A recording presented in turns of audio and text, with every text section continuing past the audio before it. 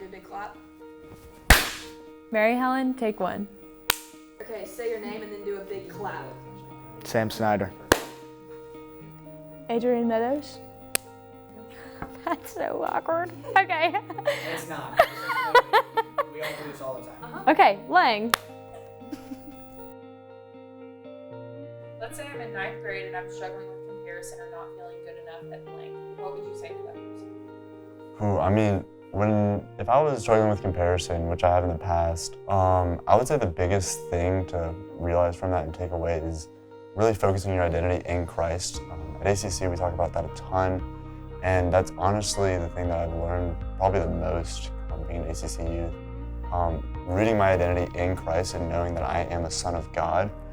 Every day I wake up and just knowing that His will, not mine, and that even though things might go south some days and other people might look better than me or just perform better than me in certain aspects of life, I know that we're all on a playing field with God and He loves us all equally, and my identity is rooted in that. If I'm struggling with identity, then I have to remind myself who I am.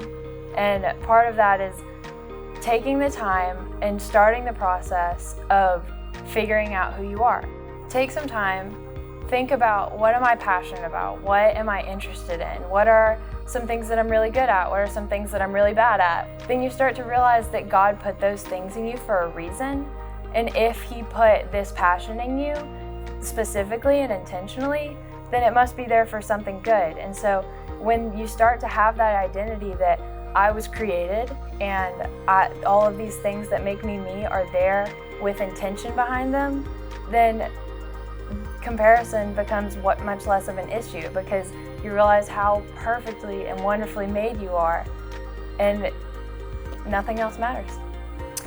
So if you're struggling with comparison or not feeling like you belong or like you're not good at something as other people are, I would say to just be yourself and trust who you are and just trust that God equipped you with specific things and specific abilities for certain reasons, as He did that with other people too. And everyone is meant to be different, and you are meant to be different than the person you're comparing yourself to.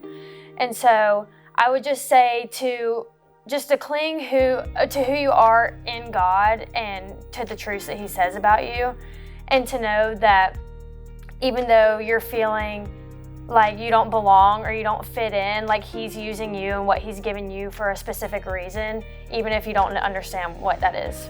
Something I would say to someone who's struggling with comparing themselves to other people is just that God can use you in all different types of ways. So just because you're not good at one thing doesn't mean you might not be good at something else. So you don't need to focus on the things that you're not good at, and more focus on what you are good at.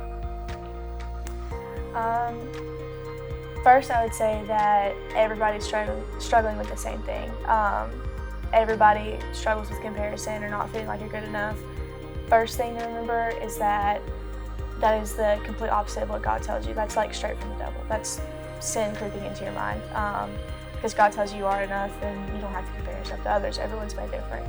Another thing I would say is you know that you'd feel better if you were included or invited somewhere. So in your turn, you should include other people and you should invite other people to do things, because it's going to make them feel better because they're struggling with the same thing, and it's also going to make you feel better in return. You were made for more.